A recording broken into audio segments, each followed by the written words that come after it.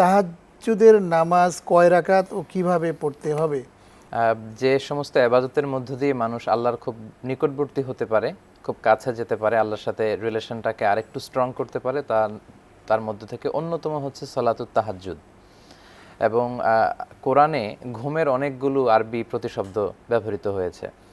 ঘুমের একটা শব্দ আছে নোআস, অর্থাৎ আপনি ড্রোজি ফিল করছেন, ঝিমুনি ভাব, এটা কোরআনে এসেছে আমানাতান নোআসান।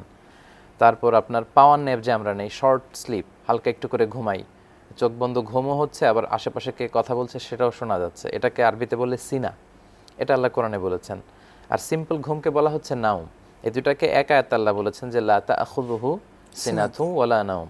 আল্লাহর তন্দ্রাও আসে না, আল্লাহর ঘুমও আসে না। তো ঘুমের সবচেয়ে গভীর যেই পার্টটা, ওইটাকে আরবিতে বলে হুজুদ, অর্থাৎ শেষ রাতের ঘুমটা, যখন কাঁথা বা কম্বল টেনে টেনে ঘুমোতে খুব ভালো লাগে, তো ওই ঘুমটাকে আরবিতে বলে হুজুদ। তো ওই হুজুদের ঘুমকে স্যাক্রিফাইস করে যে সালাত অফার করা হয়, ওইটাকেই বলে সলাতুল হুজুদ বা সলাতুত তাহাজ্জুদ। এজন্য আল্লাহ তাআলা সলাতুত তাহাজ্জুদ যারা অফার করেন, আদায় করেন, তাদেরকে খুব পছন্দ করেন এবং তাদের মর্যাদাও আল্লাহ বাড়িয়ে দেন। আল্লাহ বলছেন ওয়ামিনাল লাইলি ফাতাহাজ্জাদ বিহি নাফিলাতাল লাকা আসা আইয়াবা আসাকা রব্বুকা মাকামাম মাহমুদা। মাকামাম মাহমুদ, অনেক সম্মানিত জায়গায় তাকে নিয়ে যাবে। এজন্য বিষ্ণু ঈসা ইসলামের উপর এই তাহাজ্জুদের সালাত ফরজ ছিল, কিন্তু আমাদের জন্য নফল। সাহাবারা এটা আদায় করতেন। এখন কত রাকাত আসলে পড়া উচিত সালাতুত তাহাজ্জুদ? বিষ্ণু ঈসা ইসলাম বলেছেন সলাতুল লাইলি মাসনা ওয়া মাসনা। রাতের সালাতের নফল সালাত যদি কেউ অফার করতে চায়, নিয়ম হচ্ছে মাসনা মাসনা, দুই রাকাত করে পড়বে। তিনি যেমন এটা বলেছেন, তার আমল দিয়ে সেটা করেও গিয়েছেন। তিনি সবসময় সালাতুত তাহাজ্জুদ দুই রাকাত করে পড়তেন। এবং মা আয়েশার বর্ণনা থেকে পাওয়া যায় বুখারীতে যে বিষ্ণু ঈসা ইসলামের রমাদানে কিংবা রমাদানের বাইরে 11 রাকাতের বেশি তিনি কখনো পড়তেন না। সেক্ষেত্রে 8 রাকাত ছিল বিষ্ণু ঈসা ইসলামের সালাতুত তাহাজ্জুদ, আর বাকি 3 রাকাত ছিল সলাতুল ভিতর।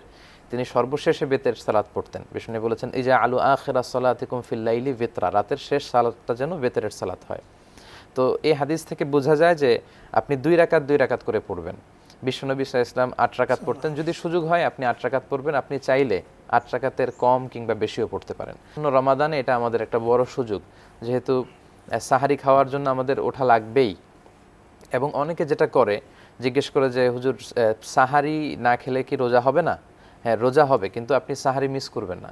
কারণ বিষ্ণু বলেছেন তাসাহারু ফা ইন্না ফি সাহুরি বারাকা, তোমরা সাহুর খাও, এই সাহুরের ভেতরে, সাহারির ভেতরে বরকত রয়েছে। এজন্য সামান্য কিছু হলেও আপনি সাহারি খাবেন। তো এই রমাদানে যেহেতু সাহারি খাওয়ার জন্য আমাদের ওঠা লাগবেই, আমরা চাইলে অজু করে সাহারি খাওয়ার আগে বা পরে 2 রাকাত 4 রাকাত এই তাহাজ্জুদের অভ্যাসটা করতে পারি, যেটার মধ্য দিয়ে আল্লাহ আপনার সম্মানকে অনেক বাড়িয়ে